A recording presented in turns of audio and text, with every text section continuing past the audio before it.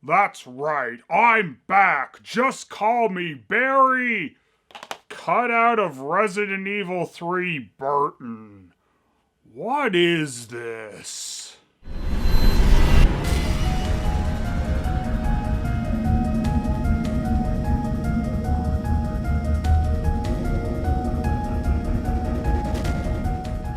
You know, there's gotta be some kind of middle ground between these Resident Evil remakes coming out 17 years between each other, and then just slightly over 1 year later. And based on some of the comments on my Resident Evil 2 remake video, I guess I needed this flashing on the screen. Guess you shouldn't hold your breath on a Nemesis remake. While I'm glad we weren't waiting forever between remakes this time, I do feel like they probably rushed the RE3 remake a bit. It's still a fun game, but in some areas it comes off a bit less polished than the RE2 remake. Now this was probably a bit true of the original Resident Evil 3 as well, as it was a bit of a shorter game and came out the year after Resident Evil 2. Despite that, Resident Evil 3 did feel like a bit of a different experience as you were primarily running through Raccoon City rather than mostly being in one large building, like the Arkley Mansion or the Raccoon City Police Department. In some ways, Raccoon City feels much smaller in the remake, which is odd. The remake has expanded some areas quite a bit, like the hospital is a much larger section than it originally was.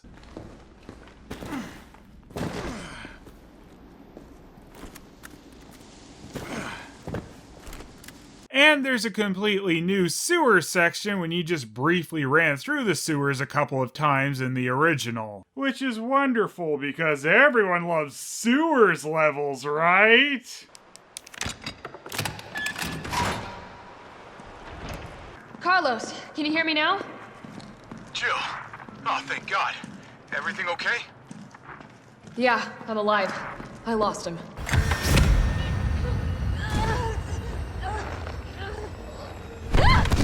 When there is also a lengthier sewer section in Resident Evil 2 as well, this does kind of feel like an odd addition. Especially when we've taken out some sections like the mansion with the clock tower, which I think was one of the more memorable locations from the original.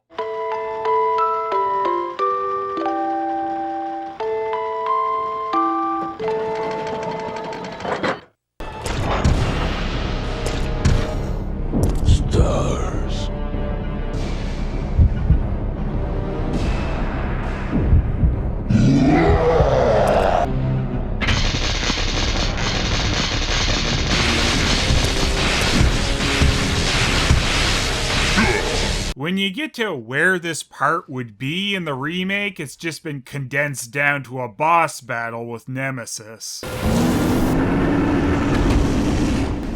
got a shotgun. Come on! And we've also lost going through Raccoon Park, which also feels like a huge omission to not have remade. This section being cut also removes a non-Nemesis boss battle with the Gravedigger worm creature. There are also baby versions of this monster which appeared as regular enemies, which are also gone since none of this made the remake cut. And I think the fact we have large cuts like this kind of speaks to the fact that this remake could have used a bit more time to cook. The brain sucker enemy from the original is also gone. This enemy did kind of act similar to a licker, which I guess them returning in the RE3 remake is kind of the replacement.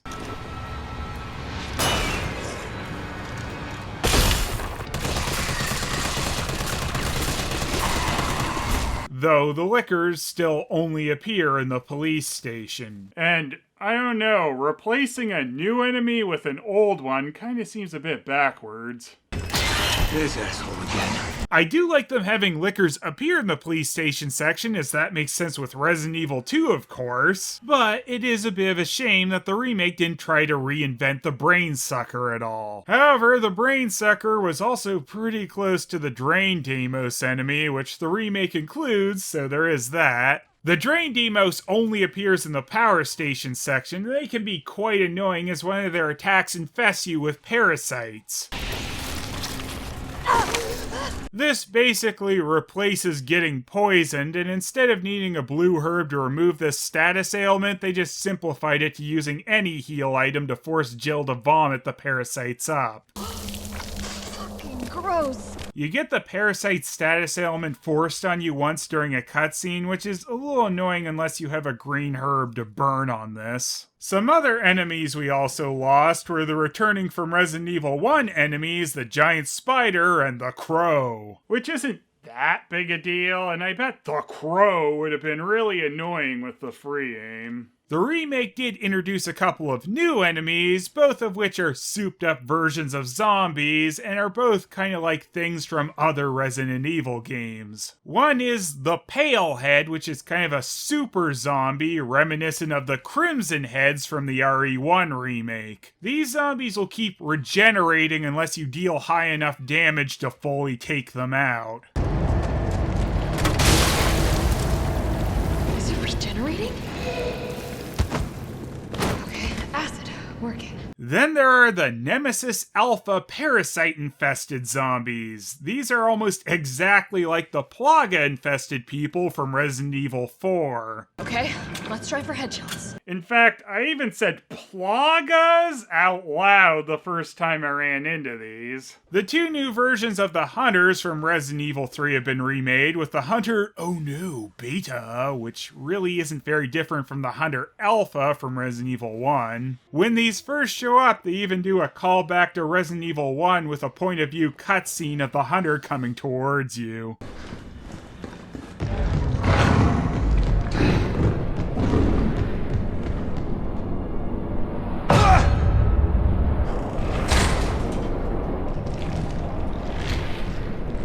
Like usual, you do need to be kind of careful around the Hunters as they can deal a death blow rather quick. And then there's the Big Mouth Hunter Gamma, which you'll want to keep your distance from or they'll put that big mouth to use.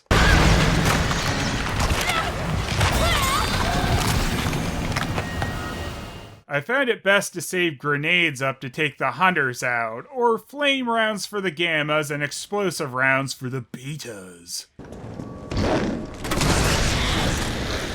There's a couple of times you can just avoid a Hunter, but a lot of the time they stick them in areas you're going to want to revisit, so you likely don't want to leave them around. So this is the same engine as the RE2 remake, which is good because I liked those controls for the most part. Also, by default this time, you can just tap R3 to run, which is much better than holding it in. Much like the Resident Evil 2 remake, there are parts where it's much better to save your ammo rather than plowing through every zombie, especially towards the beginning of the game. The downside to that, though, is Nemesis eventually chases you through a lot of these areas, giving you a lot to have to avoid. This is where the quick dodge mechanic comes in very useful. Right when an enemy is about to attack you, you press R1 and you'll quickly dodge out of the way. Getting semi-decent at this helps quite a bit, however, there still were a lot of times in this game where it seems like there were just cheap hits I could barely avoid, and sometimes Nemesis just doesn't seem to want to let you do anything. So, there were zombies waiting for me right behind doors a couple of times, giving me no chance to do anything.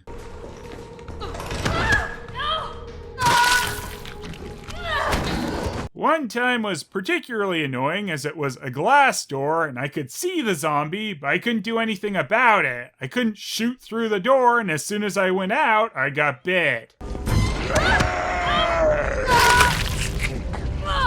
I became a bullshit sandwich. Speaking of BS, there is no Barry Burton in the remake. You could get different endings in the original Resident Evil 3 depending on certain choices you made. And the biggest variation was either just flying away with only Carlos at the end, or the man himself, Barry, would come to give Jill and Carlos a ride. I couldn't let you die. Is it you? Are you ready to finish this? You were almost to Barry. Jill, don't worry. Yeah, Carlos, sandwich. There were certain points in the original RE3 where you'd be given a choice on an action to take. How did he find me?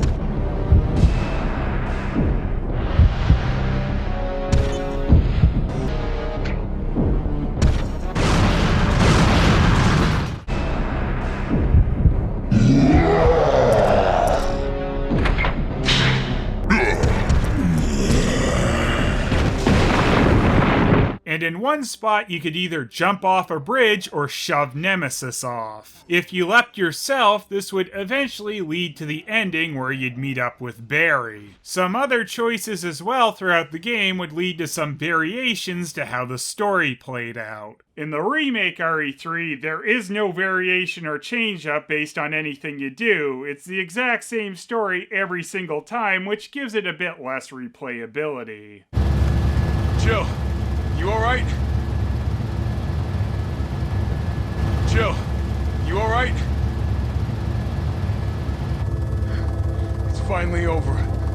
It's finally over. Original Resident Evil 3 didn't have as great of replayability as Resident Evil 2, but it still had different endings and different scenes to discover based on your path and choices, so again, this feels very backwards for the remake to completely remove. And I wanted my Barry ending, damn it! In Resident Evil 2, you got to play as both Claire and Leon, and things even changed a little if you played through both of their scenarios in the opposite order. This was present in the RE2 remake and made even stronger with some more variation. They really should have done the same for the RE3 remake. And while they did expand the Carlos section of the game, I wish they had expanded this a bit further. After beating the game with Jill at least once, I feel like they could have given us a Carlos-based scenario because even though there are spots you play as him during Jill's game, there's still large sections where it'd be interesting to see what he's doing.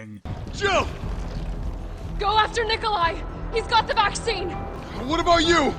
We're running out of time!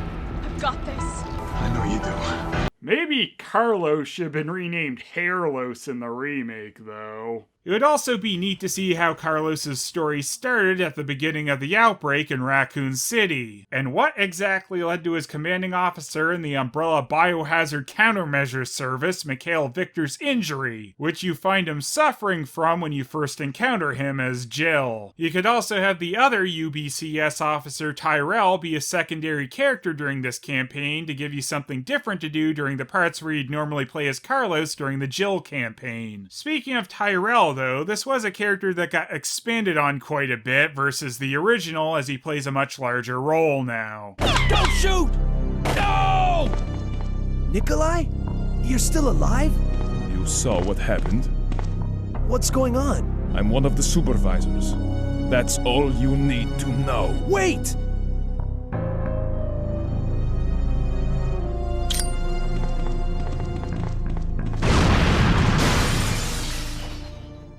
Tyrell. I got through. They're willing to negotiate.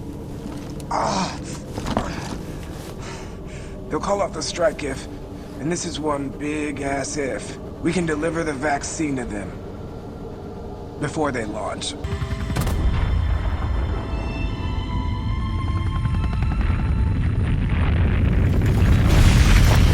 And of course, the storytelling is much stronger in the remake, which is kind of the nature of a decent, more modern game versus most things from the PlayStation 1 era. They tell a much stronger story of Carlos discovering he is basically working for the baddies when he uncovers how corrupt Umbrella is. I have to know, why did Umbrella send you here? We're on a civilian rescue mission.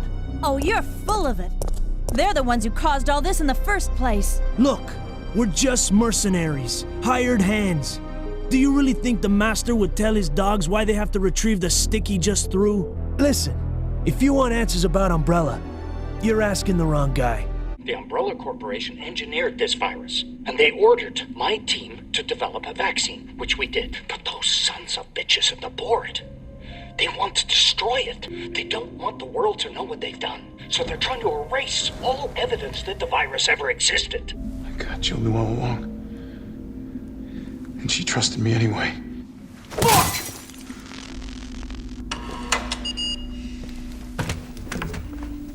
Ah, yes, the good old curse at and punch monitors which open doors. They did like throwing in a lot of cursing in the remake as well, and there's parts where it's perfectly fine, but others where it comes off a bit tryhardy. Now!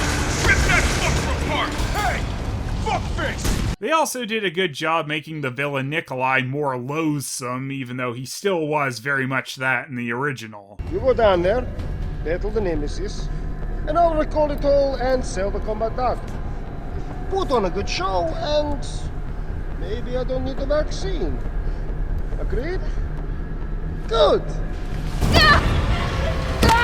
I made certain none of the other supervisors survived. Since I'll be the only one who knows what really happened, I'll have more bargaining power when it comes to discussing my bonus.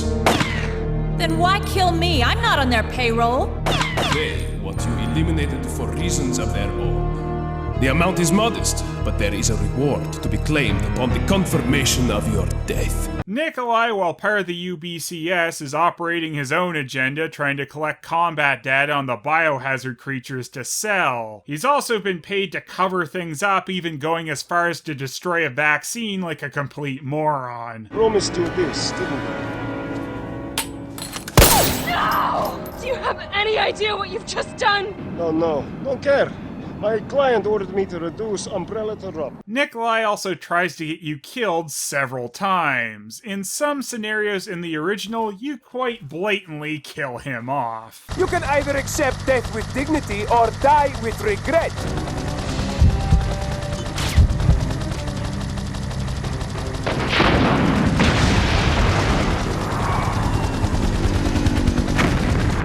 His fate in the remake is kind of left open as he is non-fatally shot and you just leave him. I mean, sure, Raccoon City blows up right after that, but if we don't see his death on screen, it means he could have survived in some ridiculous way. You're a fool! If I die, you'll never find out the truth. I don't mind a little detective work. At the very beginning of the game, we have a brief first-person section in Jill's apartment, which is completely new and just done to start off with a bit of creepy atmosphere. This is of course like the gameplay from Resident Evil 7, but it also gave me a bit of Silent Hill 4 vibes.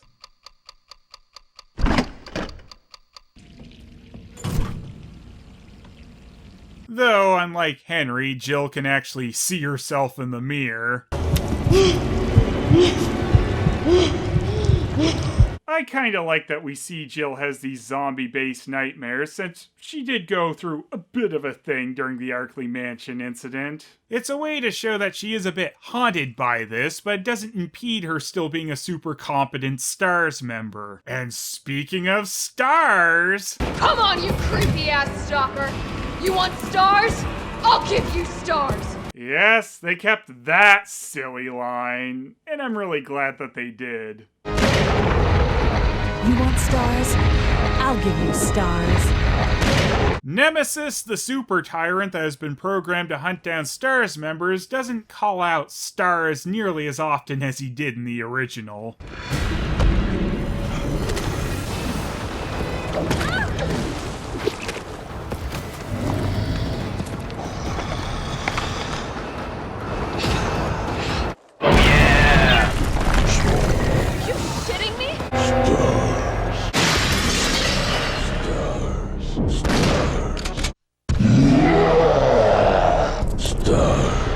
And also, kinda oddly, old Brad Chickenheart's death has been altered from coming at the hands of Nemesis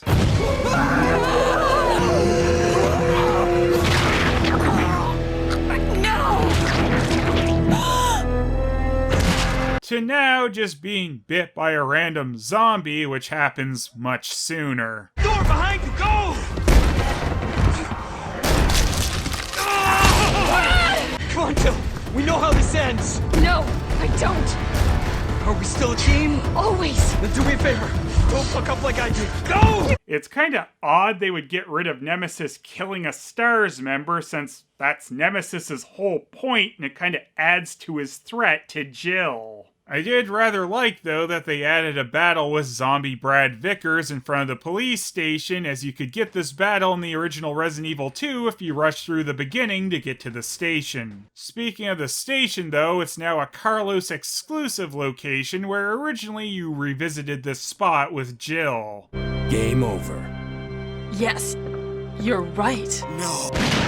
I'm kinda mixed on this. It did work well enough with the reworked story that it's Carlos there and he's looking for one of Umbrella's researchers, Nathaniel Bard. But more importantly, Carlos has a secondary mission, to wreck Wesker's painting of a pregnant woman.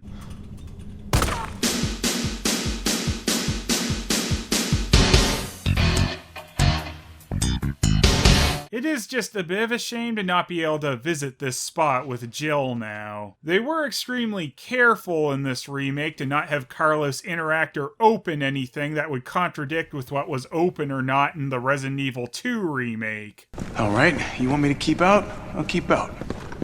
Now here's a weird fucking door. Leave it.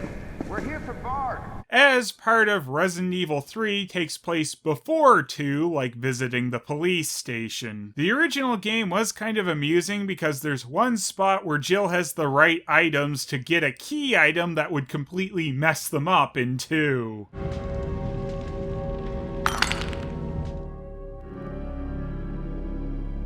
What? That can't be. Shut up.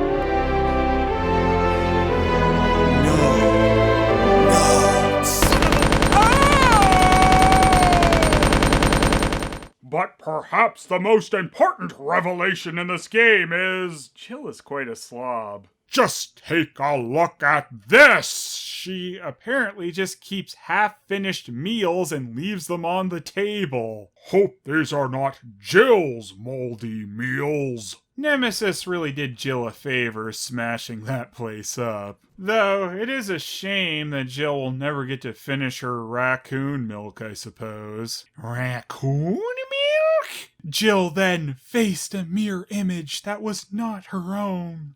I really wish they would stop changing everyone's face so much in the Resident Evil games. I was kinda used to Jill's face she had had since the Resident Evil 1 remake, as she had kept that for quite a while. But they decided to model her off of someone else now. So it kinda took me a while to even think of her as Jill. What really helped with that, though, was getting Jill her original Resident Evil 1 outfit. That definitely made her feel more like Jill Valentine to me. They simplified most of the puzzles in the remake, which for the most part is okay. There were some puzzles in original RE3 which were quite a pain. In particular, I always hated that puzzle to get the water sample. They changed a few item pickups in the game from being mandatory to optional. There was a part originally where you had to get some gems to open up a gate into the City Hall area. Now you just collect these gems to be given some items at the subway entrance. Since the hospital is completely demolished in the original game, you can't revisit it after Carlos, but in the remake, the explosion only seals the entrance. So you get to re-explore it as Jill to get some items. However, you can skip this and go right to the next area, which again shortens the game quite a bit. However, if you skip the hospital entirely, you miss out on the Magnum. So, you wouldn't have this! One thing that makes your trip through Raccoon City probably seem much quicker as well is just the fact you don't have all these small sections to explore and then load into another. You just get to run through almost the whole thing with not much loading. The longest loading in the game is when you reload a save file, and that does take a little bit. Now, a kind of interesting thing is Mr. X and the way he followed you around in the RE2 remake was much more like how Nemesis kept chasing you around in the original Resident Evil 3. But Nemesis in the 3 remake doesn't feel quite as relentless. Sure, there are a few times where he chases you through an area, but it kind of felt much more terrifying trying to avoid X. You might also want to try and take Nemesis down a few times because he'll drop some items for you.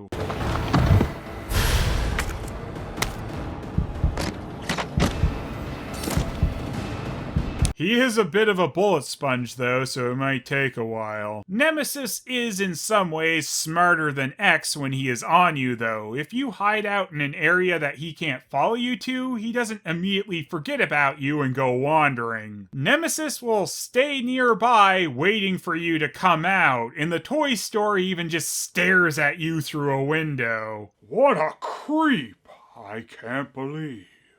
There's some minor tweaks to the events from this story that changes things just slightly, like the UBCS soldiers are trying to get a cable car running in the original and it's a subway train in the remake. They both get derailed all the same, though.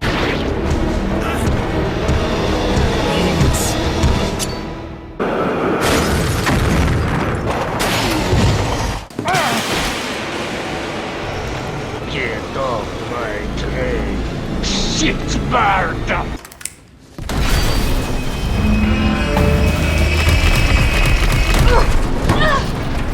It is a little silly, though, that after the train derails, you play as Carlos going through the police station, then switch back to Jill to go through a small section, then a boss battle with Nemesis, which is where Jill gets infected with the T-virus! And then it's right back to Carlos going through the hospital to get the antivirus. Because all the zombie bites and stuff during regular gameplay can be healed by eating plants, it's no big deal, but if you get infected during a cutscene, it's super serious. Another completely new section added for the remake is where there's an onslaught of zombies storming the hospital and you have to fend them off and keep them away from the room that Jill and Tyrell are in. This, by the way, is a good spot to keep a save file at if you want to rack up some zombie kills for points to unlock stuff in the shop quickly. Another good spot is almost right after this in the section after the hospital with Jill, since you get certain records for points by killing enemies with different weapons. This was how I got the infinite rocket launcher unlocked, and yeah, it is kind of fun blasting through everything with it, like in most Resident Evil games where you can unlock this.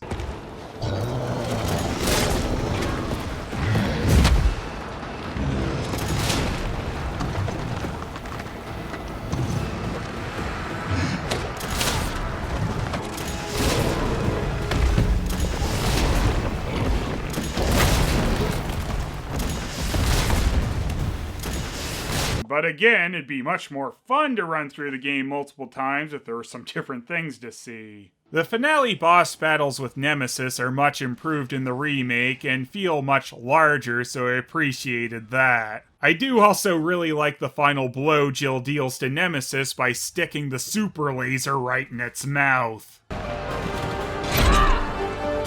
time, take the fucking hit!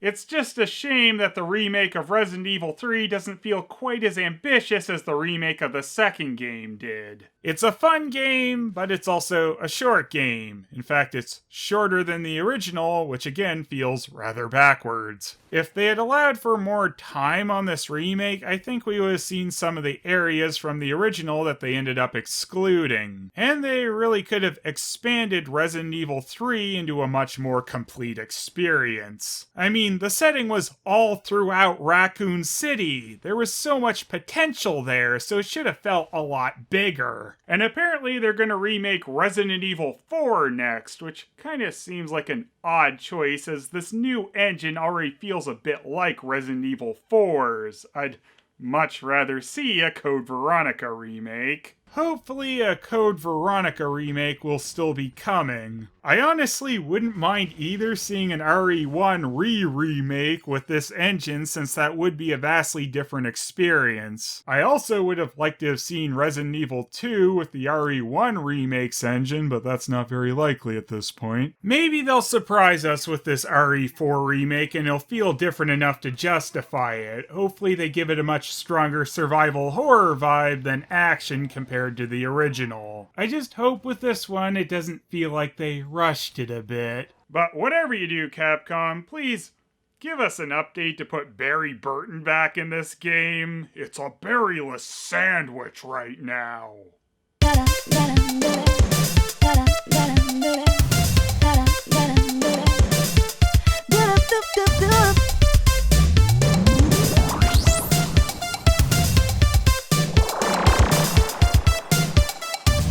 I don't like this movie, doesn't look too friendly. This bootleg is so fake, that toy is gonna break.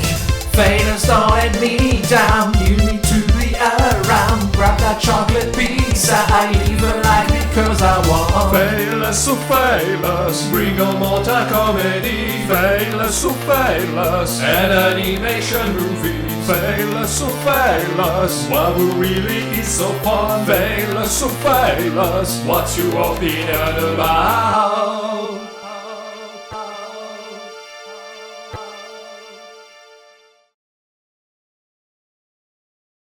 There's also this bonus multiplayer game that comes with the Resident Evil 3 remake. I didn't talk about it. I forgot. My toys are so No stopping.